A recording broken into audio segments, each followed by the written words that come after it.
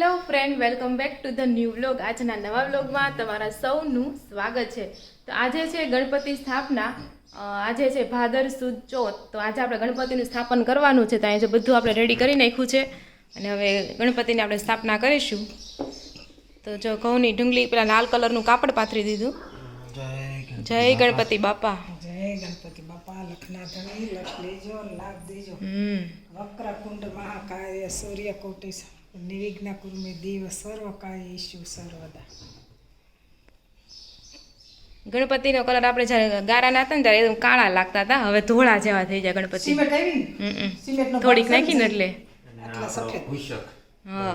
અને આ જો આપણે મુશક હતો બનાવ્યો હતો પપ્પાએ, જુઓ એને થોડો કલર કરવાની જરૂર હતી પણ હવે કાંઈ વાંધો નહીં. હવે ઓલા ઉભેરો ફૂલ તોડી આવું. હા.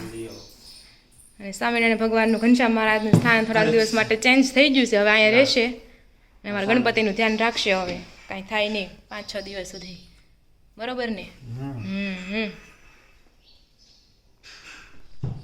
તો જો ગણપતિ દાદાની પૂજા આપણે પેલા કરી નાખીએ. ગણપતિને દીધી હા.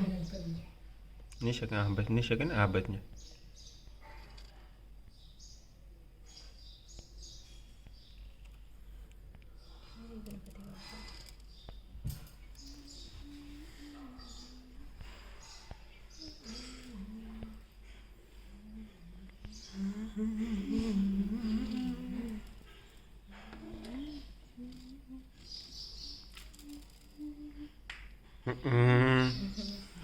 ફીટા હો ફૂલ સદાય જે ભગવાન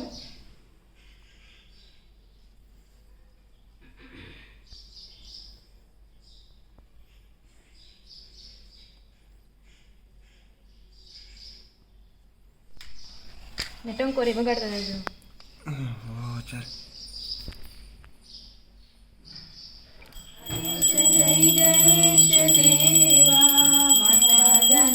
પાર્વતી પિતા મહાદેવા એકદંત દયાવંત ચાર ભુજાવતારમ સંસાર સારમ ભુજગેન્દ્રહારમ સદા વસંતમ નિર્યારવિંદે ભવં ભવાની સહિતમ નમામિ મંગલમ ભગવાન વિષ્ણુ મંગલ.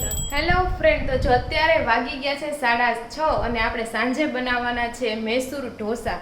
તો એના માટે આપણે બધી પ્રિપેરેશન થઈ ગઈ છે. તો જો આ બાજુ આપણે કાંદા અને ટમેટાની ગ્રેવી લઈ લીધી છે. આ ગ્રેવી છે ને, જ્યાં કાંદા આ તપેલી છે ને એટલું આપણે લીધું છે, પણ થોડીક એવી ટમેટાની ગ્રેવી થોડીક વધારે છે, બાકી સેમ બંને હરખા છે. અને આ બાજુ આપણે છે ને ટોપરું લીધું છે. ટોપરાની આપણે ચટણી બનાવવાની છે, કોકોનટની ચટણી બનાવવાની છે. અને આ બાજુ આપણે બટેકા બાફા મૂકી દીધા છે, 2 થી 3 મીડિયમ નંગ આપણે બટેકા બાફા છે. અને આ બાજુ તેલ મૂકી દીધું છે. હવે તેલ આવે ને એટલે સૌથી પહેલાં આપણે એમાં ગ્રેવીને ચડવા દઈશું. તો ચાલો સ્ટેપ બાય સ્ટેપ પ્રોસેસ બતાવું. આમ તમે મૈસૂર ઢોસાની રેસીપી છે ને સ્ટાર્ટિંગ જ્યારે વિડીયો બનાવતી ને ત્યારે મેં ઘણીવાર આપેલી છે, પણ વિચાર્યું કે ઘણો ટાઈમ થઈ ગયો છે, ઘણા નવા યુઝર્સ પણ આવ્યા છે, તો આપણે ચાલો આજે ફરીથી રેસીપી આપીએ. તો ચાલો બધા ઢોસા ખાવા માટે. જો આપણું અહીંયા તેલ આવી ગયું છે, હવે હમણાં છે ને કાંદા અને ટમેટાની ગ્રેવી એમાં મિક્સ કરી દઈશું. સૌથી પહેલાં આપણે ટમેટાની પ્યુરી,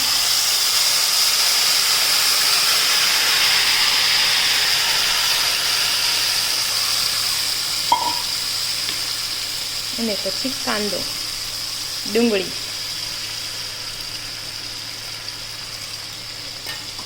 તો ગ્રેવી નાખીને સારી રીતે એને છે ને મિક્સ કરી દઈશું.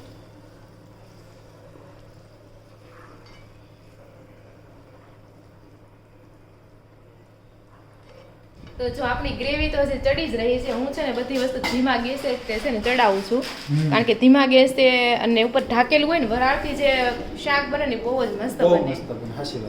એટલે એમાં ધીમા ગેસે બધી વસ્તુ રાંધું, પણ ભલે ધીમા ગેસે રસોઈ રંધાતી હોય પણ સાઈડમાં કેમ થાય છે?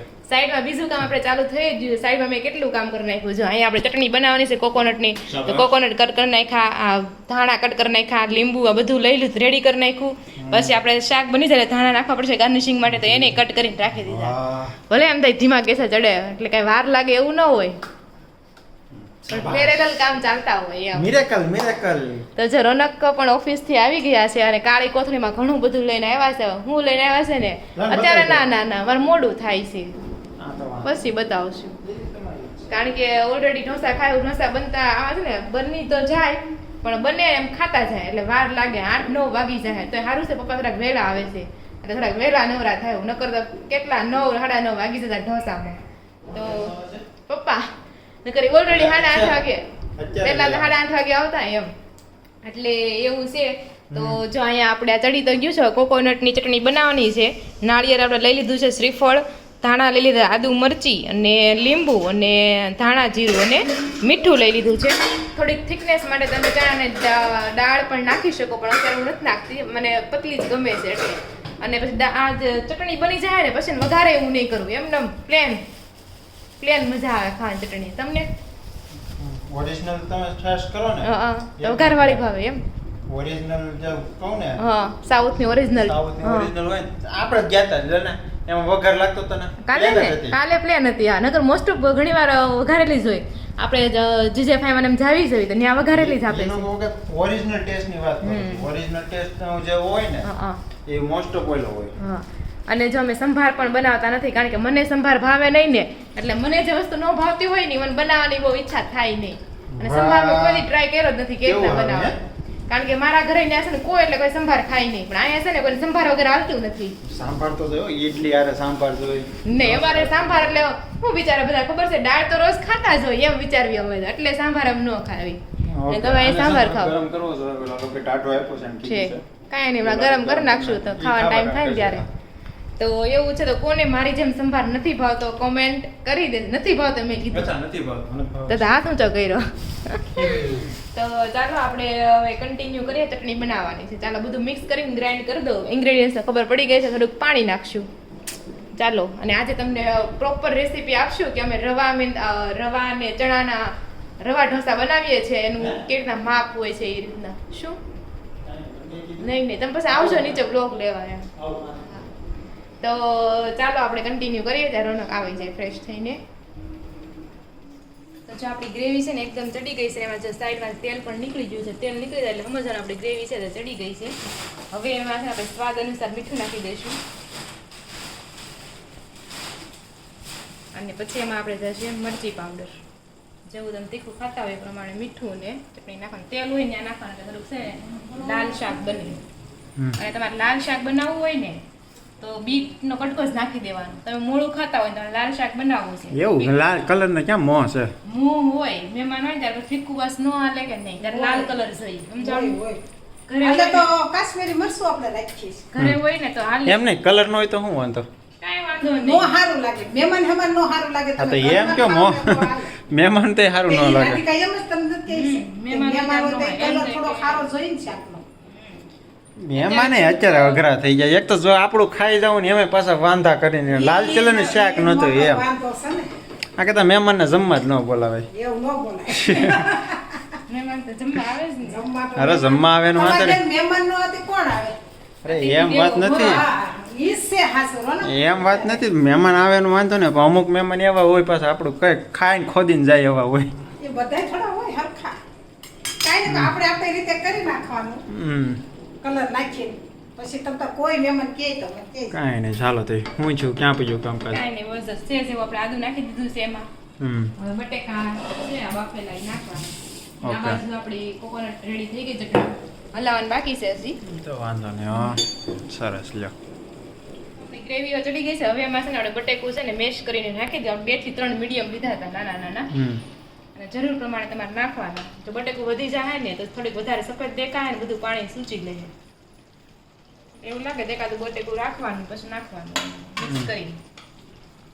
સરસ.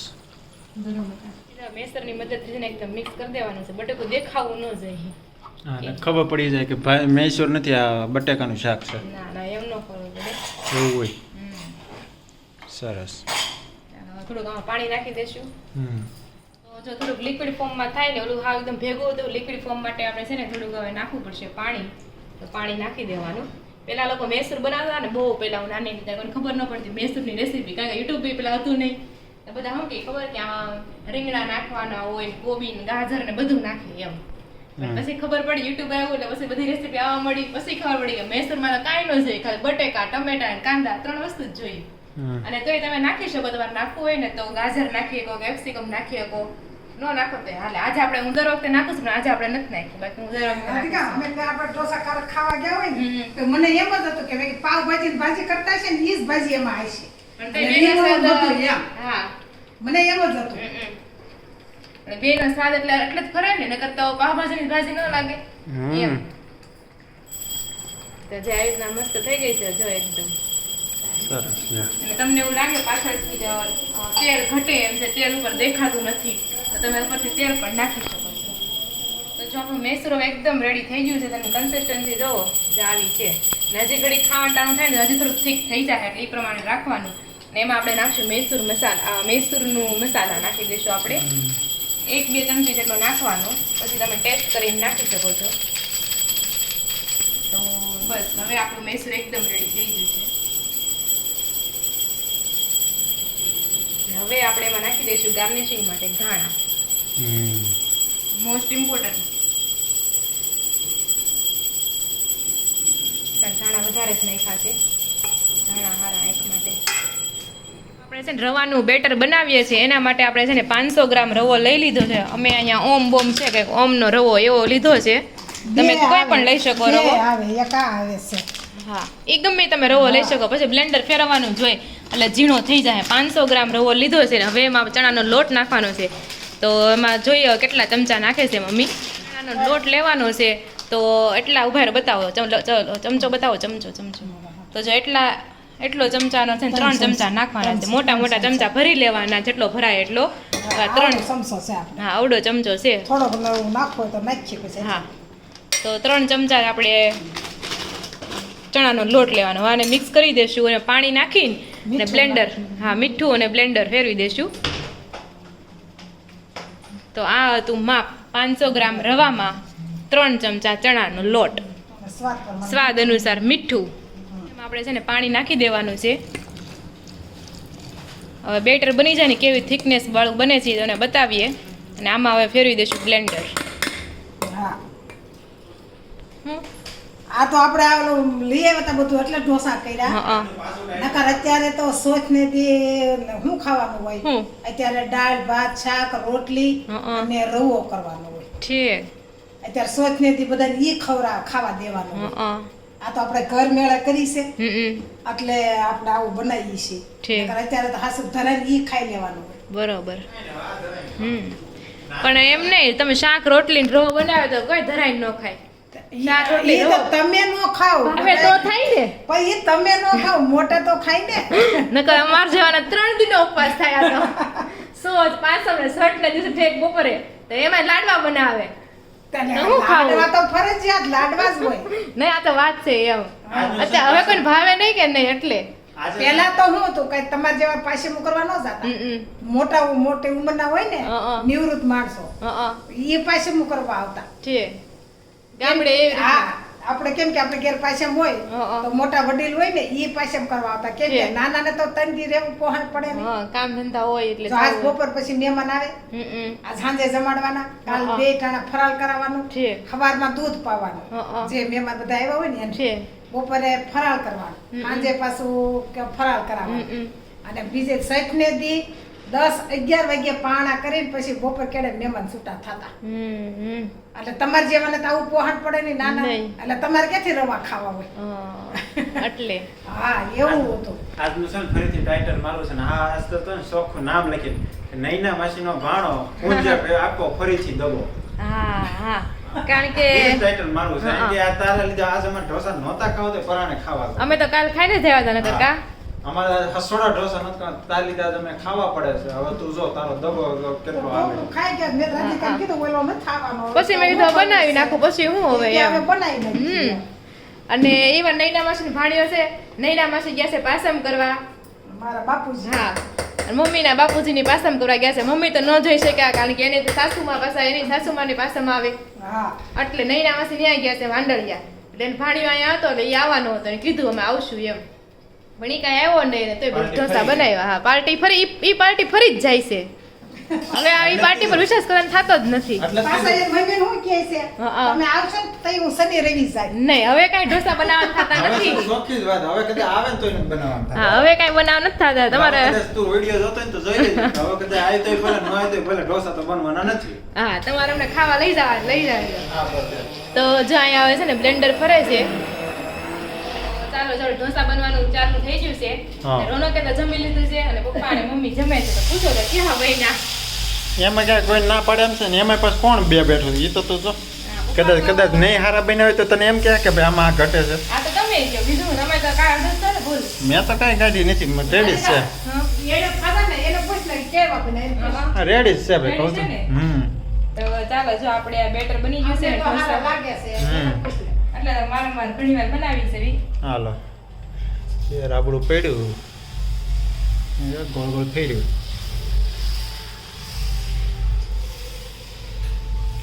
સરસ સરસ સરસ એ એકદમ ગોળ નથી થતું એ એક ઈ લાંબા ટકો હાલે પછી ત્યાં તો એક હારા બને છે નહીં જોવાનું હોય એમ હે ક્વેશ્ચન પેપર એમ નહીં. કાંઈ ન હોય ઈ તો તમને ન્યા હોટલમાં આમ કરીને આમ વાળી આપે ને એટલે તમને ખબર ન ખબર ન પડે પડે આકારનો કાં? બહુ હા આમ ડીશમાં આમ આપતા હોય ને ગોળ તો તમને ખબર પડે એક બાજુ આમ ને આમ છે આ ગોળ જ છે સરખું ઉપરથી બતાવો ગોળ જ છે કાંઈ નથી ગોળ થોડુંક ત્રાહા પામવું એટલું તો છે પછી હાલે તમે 5-10 એક્ઝેક્ટ આ કેમ ડોસી ગોળ છે એમ તો થવું બનાવો. છે હું કીધું જ ખરા આવતા વર્ષે મારો વારો આવતા વર્ષમાં 27 તારીખને 8મા મહિનામાં મારે આવતા બનાવવાનો વર્ષે છે આવે એમ. તરત નહીં બને એને અગાઉથી તમારે તૈયારી કરવી પ્રેક્ટિસ નહીં કરવી બને. પડે એ તો વાંધો એની નહીં કાંઈ પરબારા બનશે એવા ગોળ. બની જાય મારથી આખું બની વરસ જાય શીખશો ને તો ઈ માણસ બનશે. મારથી બની જાય નો બને દીકરા.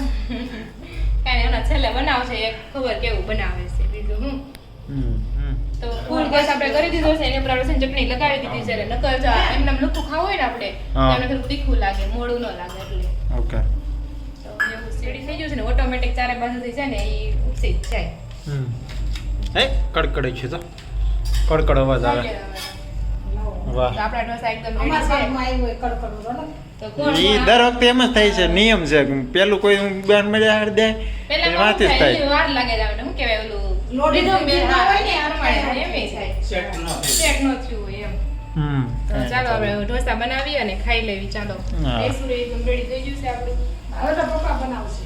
હા. તો જો હવે હું ખાવા બેઠી છું અને પપ્પાને ઢોસા બનાવતા આવડે છે પપ્પાએ ઢોસા બનાવવા એ તો તું નહોતી તે ઈ જ બનાવતા અમારે આમ ઢોસા બનાવવાના એટલે એનો પ્રોગ્રામ કરવાનો આપણે નહીં